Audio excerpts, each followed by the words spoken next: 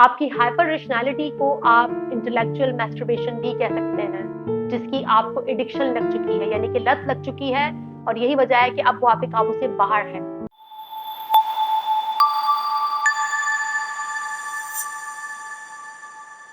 दोस्तों, hyper sexuality का एक भाई या फिर बहन कह लें मौजूद है, और उसे कहते हैं हाइपर रेशनैलिटी, जिसे आप लोग ओवर थिंकिंग के नाम से जानते हैं, लेकिन उसे हाइपर रेशनैलिटी भी कहा जाता है। आज की इस वीडियो में हम बात करेंगे हाइपर रेशनैलिटी पर, कि जो ओवर थिंकिंग है ये क्या है, क्यों आती है, और इसे ठीक कैसे किया जा सकता है। जैसे हाइपर सेक्सुअलिटी में आपके जो जिनसी रवैये हैं ना, या आपकी जो जिनसी सोचे हैं, जो आपकी सेक्सुअल फैंटेसीज हैं, वो आपकी कंट्रोल से बाहर है। वैसे ही हाइपर रेशनैलिटी में आपका परेशान होना, आपकी एंजाइटी, मुस्तकबिल के बारे में बहुत ज्यादा सोचना, छोटी छोटी बातों को लेकर बैठ जाना और उन पर अपनी एनर्जी जाया करना भी आपके काबू से, यानी कि आपके कंट्रोल से बाहर है।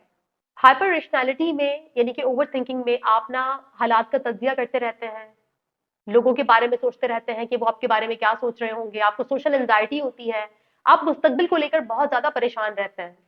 अब जो लोग हाइपर रेशनल होते हैं, यानी कि ओवर थिंकर होते हैं, वो किसी भी छोटी सी सोच से या जो इवेंट हुआ होता है उनके साथ ना, उससे अपना जहन हटा नहीं पाते। वो फ्यूचर, मुस्तकबिल को लेकर बहुत परेशान होते हैं। सोशल एंजाइटी होती है ऐसे लोगों को। अगर तो आपको सोशल एंजाइटी है तो आप ओवर थिंकिंग यानी कि हाइपर रेशनल वाले ना कैटेगरी में आप फिट बैठते हैं, क्योंकि सोशल एंजाइटी की वजह ही हाइपर रेशनैलिटी है।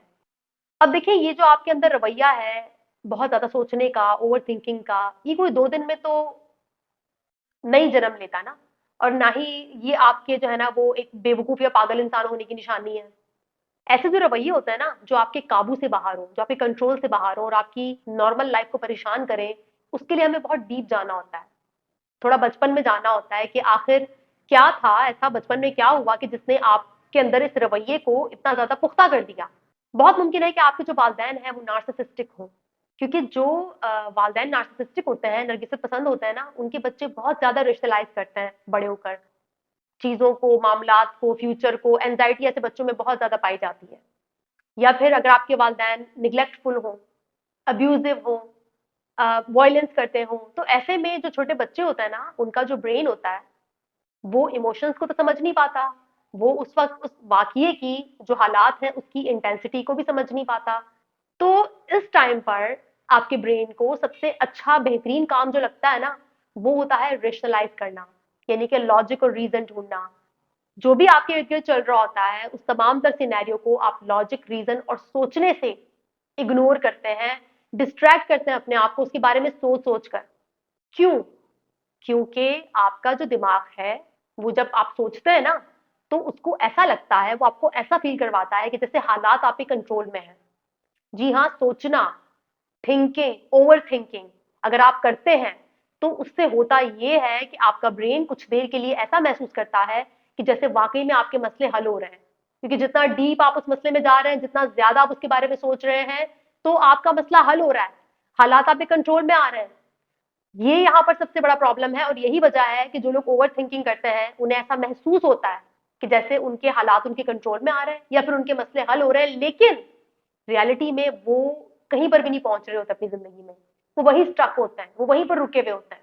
लेकिन सिर्फ बचपन की बात नहीं करेंगे, बल्कि अगर आप जिंदगी के किसी भी हिस्से में ना, जब आपकी जो जिंदगी है वो बिल्कुल रायता फैल जाता है उसमें, और आपके कंट्रोल में हालात है नहीं, रिलेशनशिप आपके हाथ से जा रहा है, बच्चे आपसे बिगड़ गए, या फिर बहुत से मामला जो है ना वो आपके हाथ से निकल चुके हैं, या फिर आप ऐसी सिचुएशन में है कि जहां पर आप कुछ भी आपके इख्तियार में नहीं है, तो फिर आपका जो ब्रेन है ना, वो आपको सुकून देने के लिए, आपको कुछ देर के लिए आराम देने के लिए डीप थिंकिंग में चला जाता है या ओवर थिंकिंग में चला जाता है, और आपको ऐसे एहसास देता है कि जैसे हालात आपके काबू में हैं, कि जैसे आप अपने मसाइल का हल निकाल रहे हैं सोच सोच कर।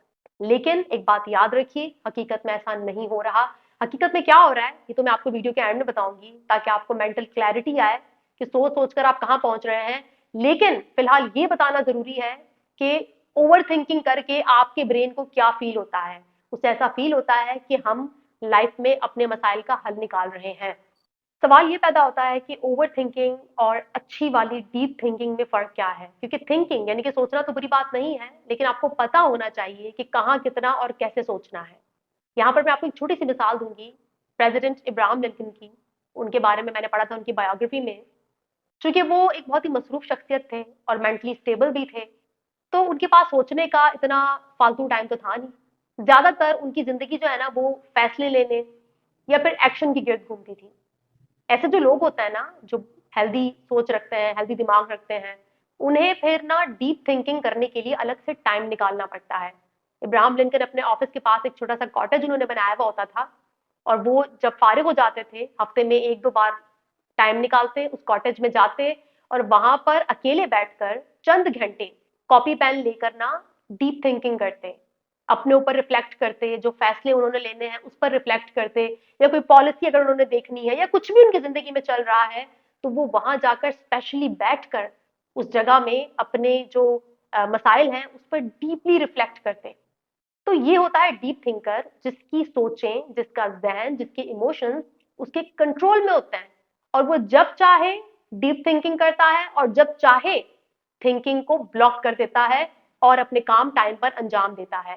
तो ये होता है हेल्दी ब्रेन, जो आपके काबू में होता है, ना कि आप उसके काबू में। अब ये जो ओवर थिंकिंग है ना, ये मसला नहीं है, ये तो सिम्टम है, यानी कि अलामत है। ये पहली तय है, फर्स्ट लेयर है। इसके नीचे डीप डाउन बहुत से इमोशंस हैं जिनको आपको एक्सप्लोर करना होता है। याद रखें, हाइपरसेक्सुअलिटी हो या ओवर थिंकिंग, वो अलामात हैं। ये सिम्टम्स होते हैं, अलामात होती हैं।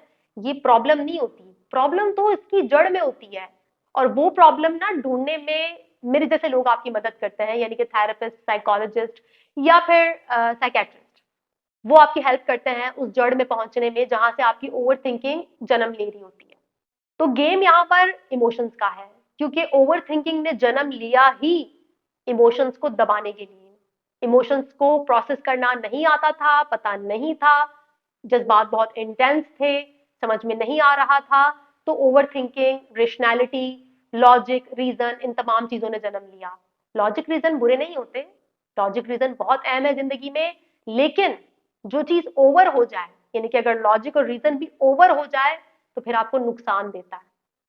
तो ऐसे कई पॉइंट्स हैं जो मैं अपनी कंसल्टेशन में अपने क्लाइंट्स को समझाती हूँ कि उनकी ओवर थिंकिंग के पीछे क्या वजूहात हैं, क्योंकि ये बहुत सारी लेयर्स होती हैं और हर इंसान का एक्सपीरियंस मुख्तलिफ होता है। तो उसके एक्सपीरियंस को समझकर कस्टमाइज तरीके से उसके लिए ना चीजों को लेकर आना, उसको समझाना, तो ये सब मेरी कंसल्टेशन का हिस्सा है। अब गेम ये है ना कि जब आप बहुत ज्यादा सोचते हैं तो आपका जो ब्रेन है उससे ऐसा फील होता है कि जैसे ना हालात उसके कंट्रोल में है।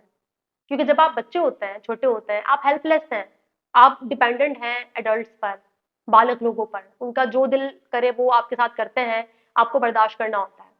जब आपके साथ कुछ भी ऐसा हो रहा होता है जो आपको बुरा फील करा रहा होता है, आपके अंदर नेगेटिव इमोशंस को जन्म दे रहा होता है बहुत ज्यादा इंटेंस तरीके से, रोजमर्रा की बुनियाद पर, और आपको पता है कि आप कुछ नहीं बोल सकते, अब्बा आपको गालियां दे रहे हैं लेकिन आपने सुनना है, आपने अपने अंदर के जज्बात को दबाना है, तो वहां पर जो आपका सर्वाइवल मैकेनिज्म है वो है ओवर थिंकिंग।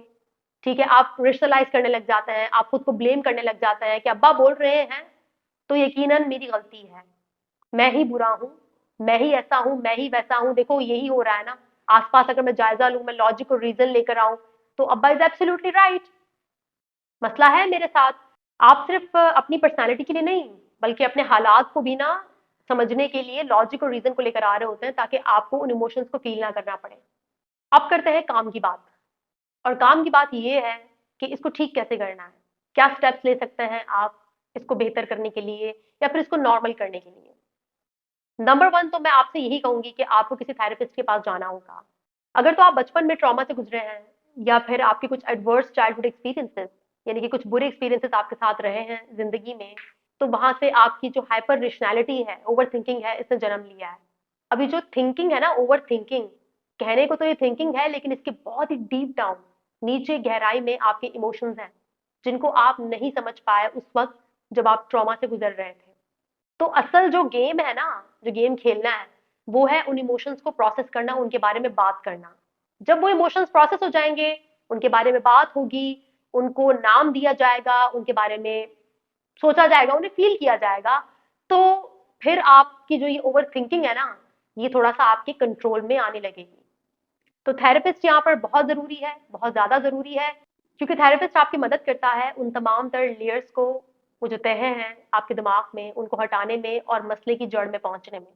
और अगर आप कोई थेरेपिस्ट अफोर्ड नहीं कर सकते या फिर आपके लिए मुमकिन नहीं है थेरेपिस्ट के पास जाना, तो आपके लिए एक ही टिप है जो मैं हमेशा देती हूँ कि पहले अपने ट्रॉमा को समझें, अपने बचपन को समझें जिससे आप गुजरे। देखें आपके वालिदैन क्या नार्सिसिस्टिक थे या फिर सेक्सुअल अब्यूज था या फिर वर्बल इमोशनल अब्यूज था, क्या था, उसे आपको समझना होगा, क्योंकि गड़बड़ इमोशंस में है। अब यहाँ पर गेम ये है ना कि जब आप बहुत ज़्यादा सोचते हैं तो आपका जो दिमाग मोहतरम है ना, वो आपको फील करवाता है कि जैसे आप अपने मसाइल का हल निकाल रहे हैं बहुत ज़्यादा सोच कर, और आप अपनी सारी एनर्जी थिंकिंग, सोचने में लगा देते हैं।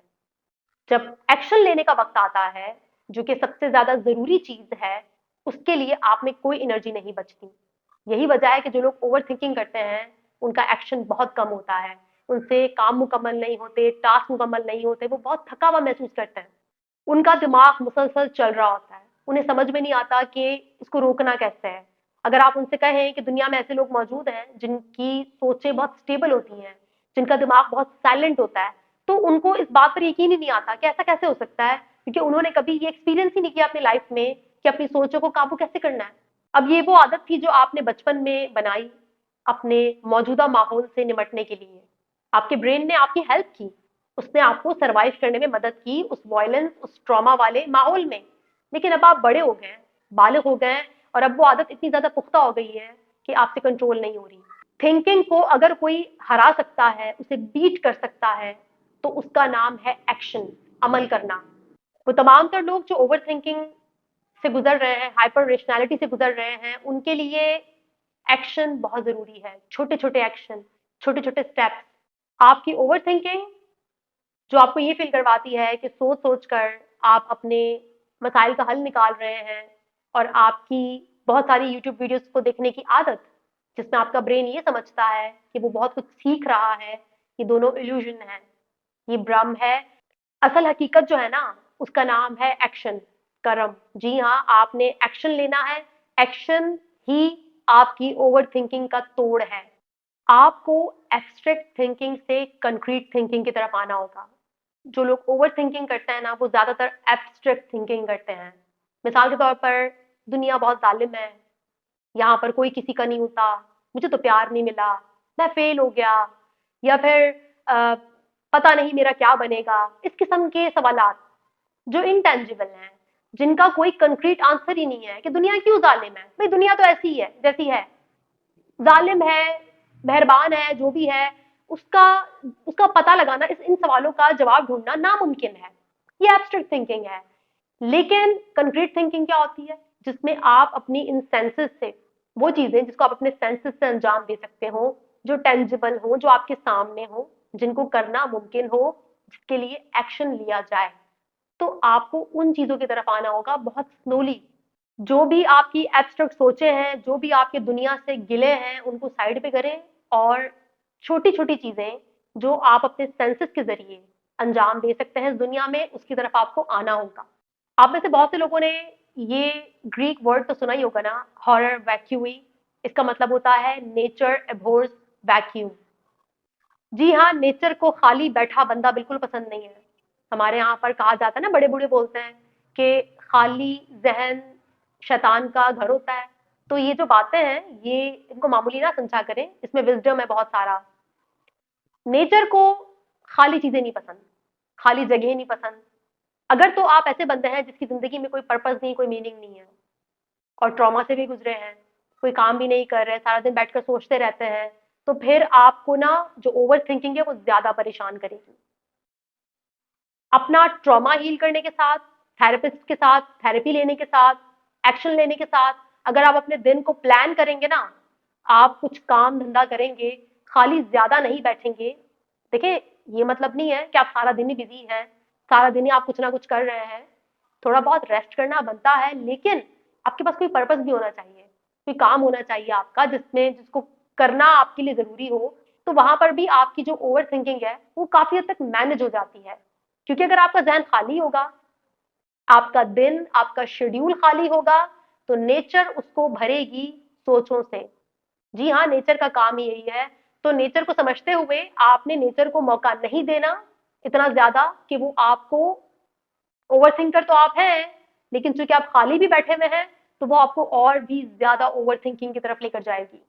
यहाँ पर मैं आपको एक बात क्लियर कर दूं कि ये जो बाकी के जितने पॉइंट्स हैं ना, एक्शन वाले, खाली ना बैठने वाले, कंक्रीट थिंकिंग वाले, ये तभी काम करते हैं जब आप अपने इमोशंस पर काम करते हैं किसी थेरेपिस्ट के साथ। मेरे साथ भी आप काम कर सकते हैं अपनी ओवर थिंकिंग पर। इसके अलावा किसी थेरेपिस्ट के साथ काम करना चाहते हैं तो वहां ये सबसे नंबर वन है, ये सबसे ज्यादा जरूरी है। हाइपर रेशनैलिटी, हाइपर सेक्सुअलिटी, ये दोनों ट्रॉमा के सिम्टम्स हैं। हाइपर सेक्सुअलिटी में जो मैस्टरबेशन है या जो पॉर्न एडिक्शन है आपकी, वो रियल लाइफ सेक्स या रियल लाइफ रिलेशनशिप्स जो है ना, उसकी जगह नहीं ले सकता। वैसे ही हाइपर रेशनैलिटी में आप करते हैं इंटेलेक्चुअल मैस्टरबेशन, जो कि एक्शन और डीप थिंकिंग, जो रियल थिंकिंग होती है, और जो एक्शन है यानी कि अमल करना, उसकी जगह नहीं ले सकता। आपकी हाइपर रेशनैलिटी को आप इंटेलेक्चुअल मैस्टरबेशन भी कह सकते हैं, जिसकी आपको एडिक्शन लग चुकी है, यानी कि लत लग चुकी है, और यही वजह है कि अब वो आपके काबू से बाहर है। हाइपर सेक्सुअलिटी हो या फिर हाइपर रेशनैलिटी, आप इसको ठीक कर सकते हैं, इसको अपने काबू में कर सकते हैं। आप मुझसे कंसल्टेशन ले सकते हैं, आपको स्क्रीन पर मेरा नंबर दिख रहा होगा। आप चाहें तो अपने अपॉइंटमेंट बुक कर सकते हैं। अगर आपको ये वीडियो पसंद आई तो इसे लाइक कीजिए, शेयर कीजिए अपने दोस्तों के साथ, अपने फैमिली मेंबर्स के साथ। क्या पता उनमें से कोई हाइपर रेशनैलिटी की तकलीफ से गुजर रहा हो और ये वीडियो उसके काम आ जाए। कमेंट करके बताइए कि आप किन टॉपिक्स पर वीडियो देखना चाहते हैं। इंशाल्लाह नेक्स्ट वीडियो मुलाकात होगी, तब तक के लिए अपना बहुत ख्याल रखिएगा। Thank you so much.